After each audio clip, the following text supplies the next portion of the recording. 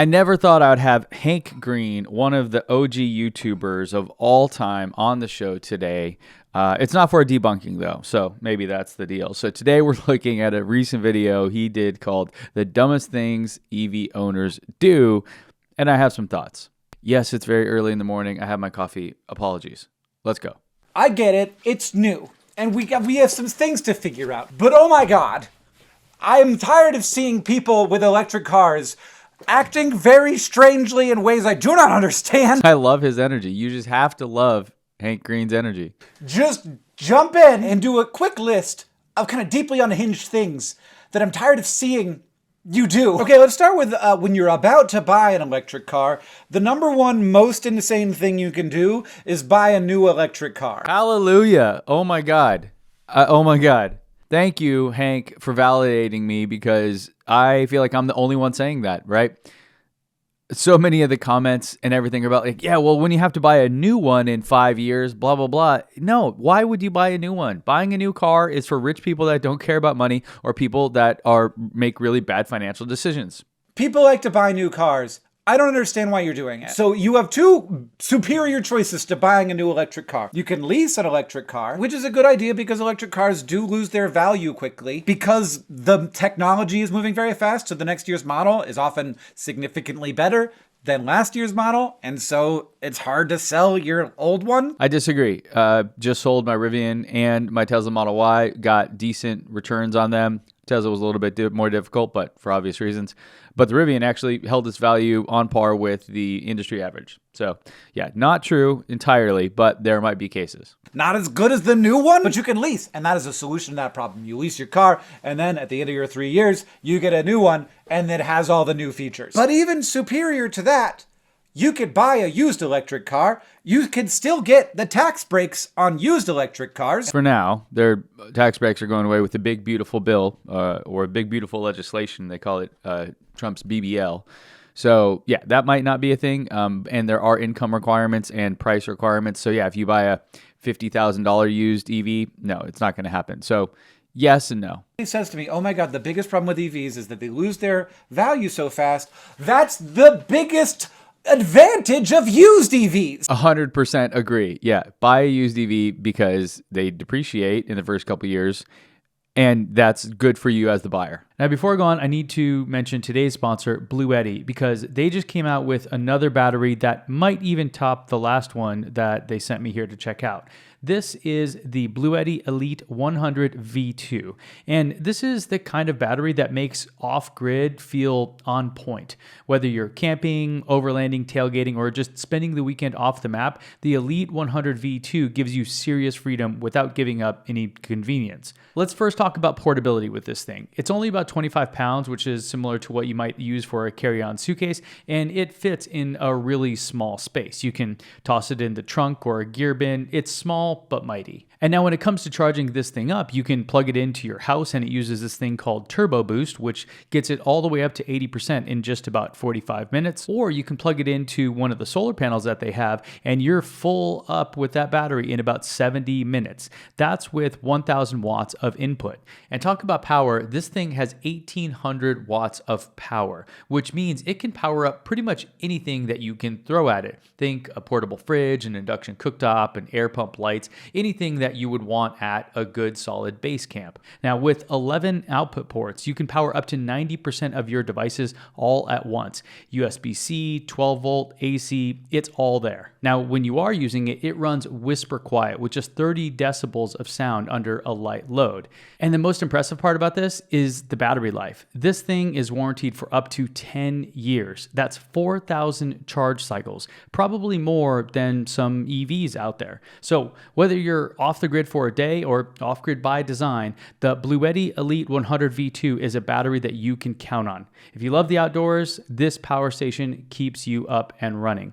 Link down below in the description or check the screen right now. And thanks BLUETTI for sponsoring this video. Honestly think, in addition to like the technology getting better fairly quickly, a big reason why people don't want to buy used EVs is because they think that the batteries in a car are like the batteries in a cell phone, and 2 years from now your car won't go anywhere. And that's not how it works. I love that graphic. That is not how it works. He's a science guy, much smarter than I, so I'm sure. And I love, what was he having? Chicken nuggets there in the background?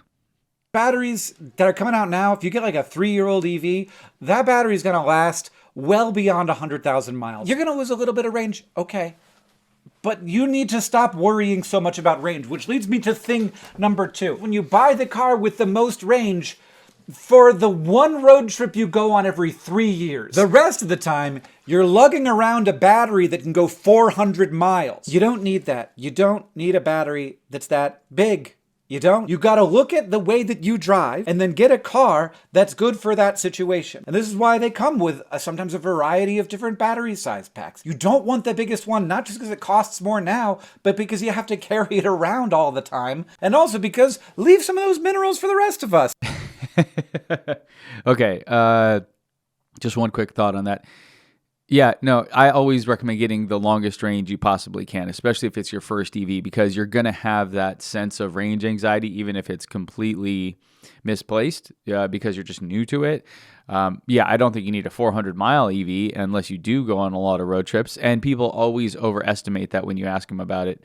It's always funny if there's a husband and wife, I'll be talking to, and the husband will say that same thing. Well, I need this for those long road trips, and his wife will look at him and go, like, what road trips are you talking about? So no, it's true.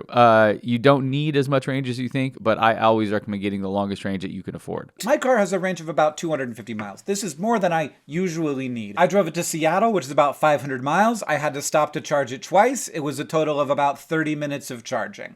This is okay. I had to pee anyway. Now, if you live in a place that doesn't have a lot of EV infrastructure and you're going to be going on road trips across like Mississippi or something, maybe this is a concern. I've never had a problem. Gas cars have longer range, but my bladder doesn't. Yeah, it's called bladder range, as Robert Llewellyn always likes to put it. But I should have started with like the number one most crazy thing that I've seen people do, which is charging a fast charger when they could be charging at home because they don't have a fast charger at home. This is very dumb. My car gets about 30 miles of range if I plug it in for 12 hours, which is about how long it's going to be plugged in. So I get home maybe at 5. I'm leaving maybe at 8. That's longer than 12 hours. But in that period of time, I can get an extra 35 miles of range. And that's more than I'm going to use that day in a typical day. And for clarity, it is plugged in to a normal 110 outlet. It is just plugged into the plug that I use to plug my lawnmower into. Because I also have an electric lawnmower, not to brag. I like where he's going with this, but plugging into a regular outlet does suck. You want a high-powered outlet, but charging at home is absolutely one of the massive benefits of owning an EV. And something like 80% of people, at least the last time I saw this measured, do that currently. So, this is a common thing and an awesome, awesome benefit. If you don't have the ability to charge your car at home, then an electric car is not worth having. But many people hear that as, if you don't have the ability to charge on a level 2 charger, which is the one that your oven plugs into, then you shouldn't get an electric car. You can just plug it into a normal plug. I don't know where this came from. I am a technologically sophisticated guy with plenty of money. It is not worth it for me to hire somebody to come and install a 220 charger for my electric vehicle. I just plug it into the 110 and it's great. I've never had to worry about it. It's charged in 3 or 4 days. Hank, I disagree with you here. You must not go on these longer days where you're driving hundreds of miles. Not to say road trips and all that, but in Southern California where I live, and I know he's in Montana where there's far less infrastructure. Yeah, on the weekends, we're going out, we're driving up to North County, going to the beaches, going to visit friends, all these things. We can easily spend some miles there, and it would take a long time to get those back. And if you're like me and you take your kids to school each day, and that's a 20-minute drive each way, and then you have all the other errands and tasks you're doing driving all around town, yeah, you would not get that back. I did a test on this a while ago, and even with the Model 3, which charges much quicker than my Rivian R1T, it's not an option. So I would hire someone to get a level 2 charger. I think he might overestimate what it takes and how difficult that is, especially, as he said, someone technologically advanced and with enough money. So I disagree. You should definitely have a level 2 charger if you have a place to do that. And then I disagree that you shouldn't buy an EV if you don't have a place to charge at home, because depending on where you're at, we have infrastructure everywhere, right? So depending, again, your mileage may vary, but all over the country here, for example, down by the grocery store, there are free level 2 chargers. So you can be there for an hour, whatever, doing your grocery shopping, get 30 miles, whatever range, you can get that time. There's one at the gym. That one's not free, but you can just plug in there. A lot of businesses have them, so like workplaces and stuff. So, depending what your life involves, you can still have a really relatively easy charging experience, not at home. Hank, has his own YouTube business or many YouTube businesses, lives in a house. So his situation is kind of unique. So I think he's maybe a little blind to that. So I disagree on those 2 points. But not charging at home because you don't understand that the 110 also works infuriates me. Stop that. Just plug it into the 110. And remember, charging at home is like a third of the price of charging at a fast charger. And this is it is real money. This is your fuel. If charging at a fast charger isn't that much cheaper than gas. Charging at home is way cheaper than gas. Again, your mileage literally will vary here. So depending on the cost of the fast charger, which varies, in California, for example, there's peak pricing where certain times of day it skyrockets to where, it's almost the same price as gas when you calculate the cost per mile. But it's still going to be cheaper overall. So I don't know if I agree entirely there. Certainly charging at home is far cheaper, and I live in one of the counties in the country that has the most expensive electricity. So if you can do it here, you can do it literally anywhere. And even charging at these level 2 chargers outside is, I think, the big thing he's missing in this narrative. Another thing is always charging up to 100%. Now, this doesn't bother me that much, but you probably shouldn't keep your car at 100%, especially if you don't drive that much. If you have a lot of range you need, you can keep it at 100%, and it's just going to decrease the life of your battery a little bit. I keep mine charged to 80%, and then I let it float down to below 50, and then I charge it up overnight, because that's about how much range I can charge in one day. The battery is technically happiest at around 50% charge, but it sort of gets exponentially less happy up at 100% or down at 0%. It's crazy to treat this like a gas car where you only plug it in when you get to 0. No, plug it in, get it up to 70%, drain it down to 30, plug it in, get it up to 70%. And then when you're going on a road trip, you could just tell it, and this is all inside of the little panel, you could just tell it to go up to 100%, and then you can have that and go on your trip. And it's fine to do it once and then immediately drive away. Yeah, this is something people that are new to EVs are usually kind of surprised by and not happy about, is that you're recommended to keep the battery only charged up to 80 to 90%, which means the limited range and the range anxiety you already have is now even worse. But the reality is that you can charge all the way to 100%. It's not going to really do that much damage unless you're fast charging every single day from 0 to 100. That adds up in the cycles, and the cycle rating is essentially how many times you can do that before the battery degrades at a point where it can't hold a charge as well. Yeah, there's a lot technical stuff happening there, but at the end of the day, your car is going to want to default to 80 to 90%. I charge mine at 90, 95 because I do drive quite a bit. And for me, having a very inefficient vehicle, recharging fully overnight can be a challenge sometimes, depending on what I did that day. So you don't need to charge to 100%. You absolutely don't need to wait till 0. So the rule of the road is the ABCs, always be charging. Now, here's one that I have a problem with. Because I'm not taking it in for oil changes, I'm also not doing all the other stuff. So you also have to do the other stuff. You have to take it in. You got to get the tires rotated. You got to check your brakes. Brakes are weird because, this is true with a lot of cars, but with any kind of regenerative braking, you might not use your brakes very much. I don't think that I've used the brakes in this car, but you still have to get your brakes checked. That's a bit of an odd take. I would say tires rotated, absolutely. Again, when you have zero maintenance on the car, you sort of forget the little things that maybe you took for granted before. The brakes, I've never had to get my brakes checked. You can actually just kind of look if you can see the caliper. It's, and you'd hear them squeaking because there's a thing there that a little metal tab usually that scrapes, and that causes it just when you're driving to let you know, hey, dummy, your brakes are gone. But the tires rotated, absolutely. So the brakes, I don't know. I've never had to change my brakes, and I think the longest I owned a single EV was 5 years. So. Okay, another one, and this is also one that I problematically had this issue, which was to only use the internal navigation on the car when going on a road trip. So I'd look at it, tell me where to stop and what to do, and it was not the best way to do it. There are several apps. The one I use is called A Better Route Planner, ABRP.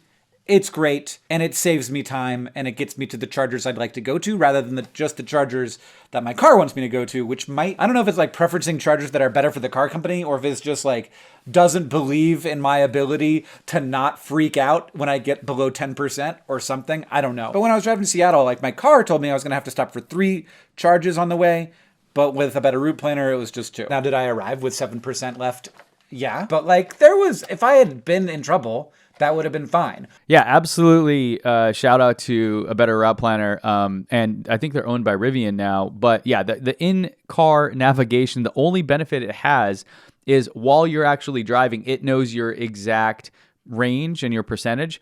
And it then can calculate as you're driving, it should anyways, how much range you're going to have or need. So the car has a better job because it has a real-time update on that. I don't know if a better route planner has added that, but it's one of those things where the car is going to know more in the act of navigating, but the car itself may really suck about doing that navigation. So whenever I'm doing a road trip that's new, I always sort of start with that. I go there, I map it out, I plan it out, and then that way I can have a better sense of where I should charge. And then as I'm going on the trip, I kind of set it up in the car, and the car usually abides, but not always, and sometimes it reroutes me because of reasons. So I would say start with the better route planner and then go to the car when you're actually on the road trip. Oh my God, this one's huge. Oh, Jesus. You can control your mileage. You can use more or less energy per mile. And it's not hard if you are worried about getting to the next charger. The biggest mistake you can make is to drive faster. Roll up your windows and turn the air conditioning off. That makes sense. But you need to drive slower. Cars get more inefficient after about 65 miles an hour. Stay at 60 if you are worried about your level of charge. If not, you can drive whatever speed you want.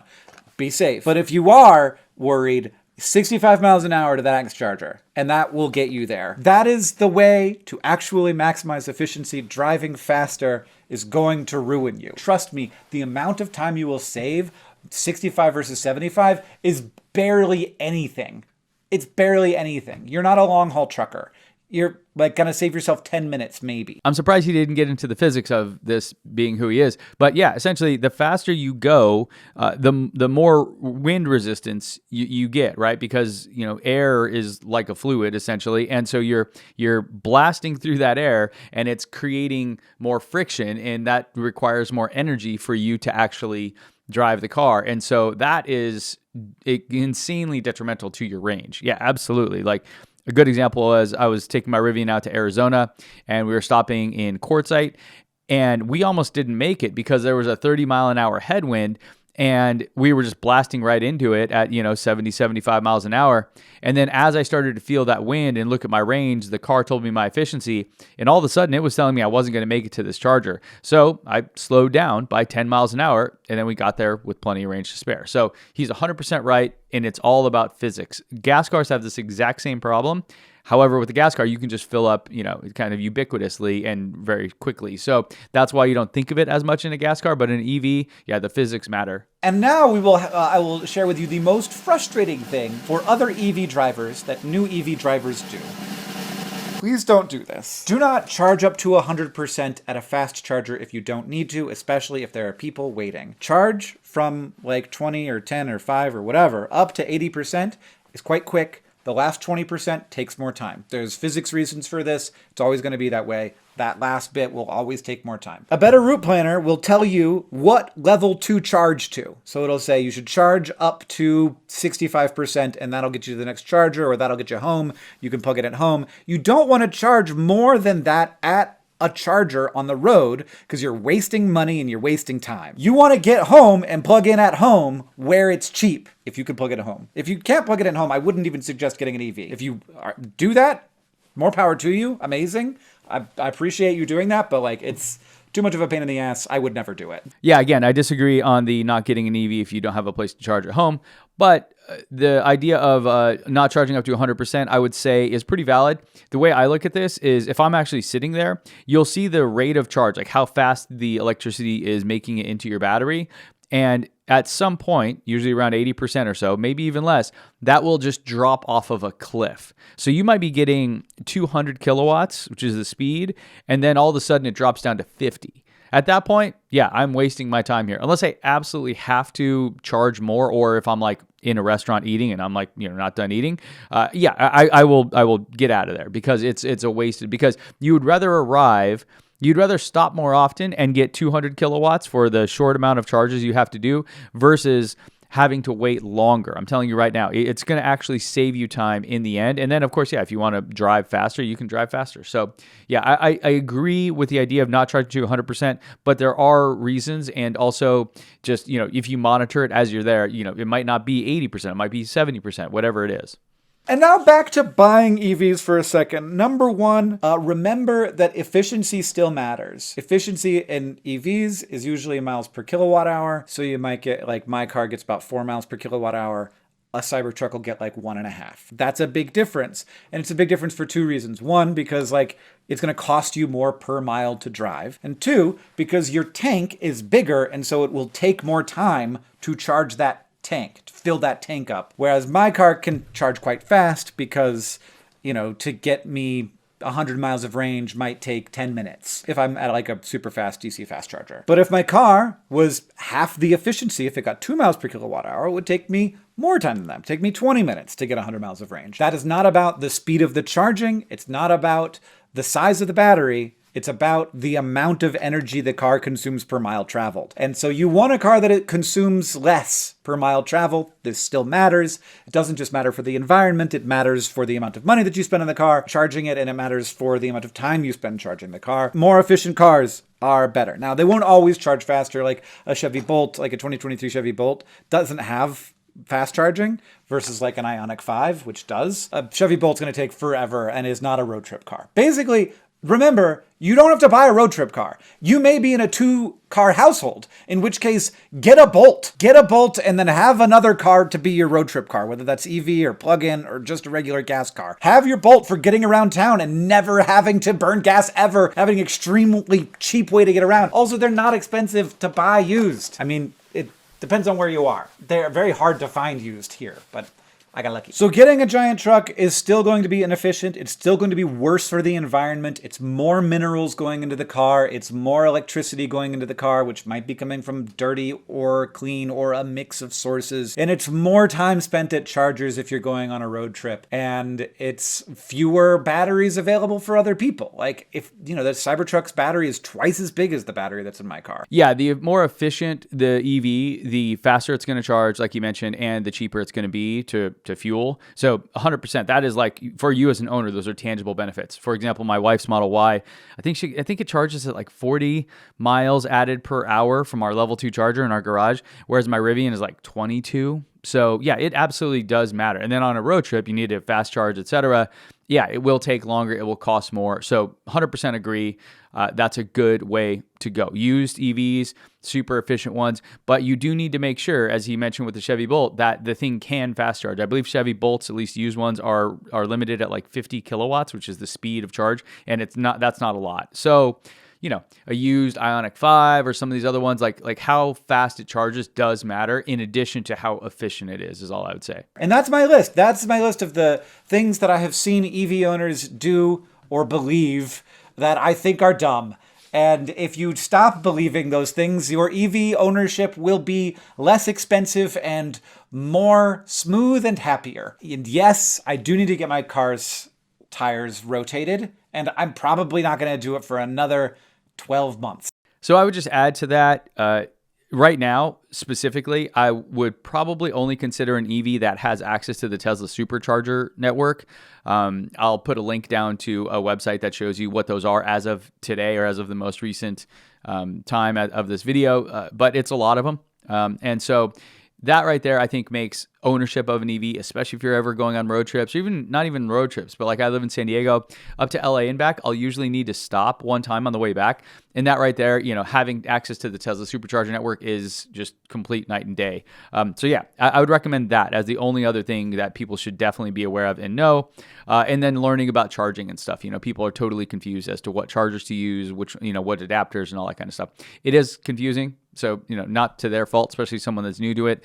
But once you get it, you'll sort it out. So that's it. Let me know what you guys, if you have any of these pet peeves or things that you think are dumb that EV owners or new EV owners do, down in the comments. Members, I'll see you backstage. If you're not a member yet, consider joining using the join button down below. And if you want to see the latest EV review I did, you can check it out over here in this video. That's it for this one, guys. Let me know what you think in the comments, and I'll see you back here next time.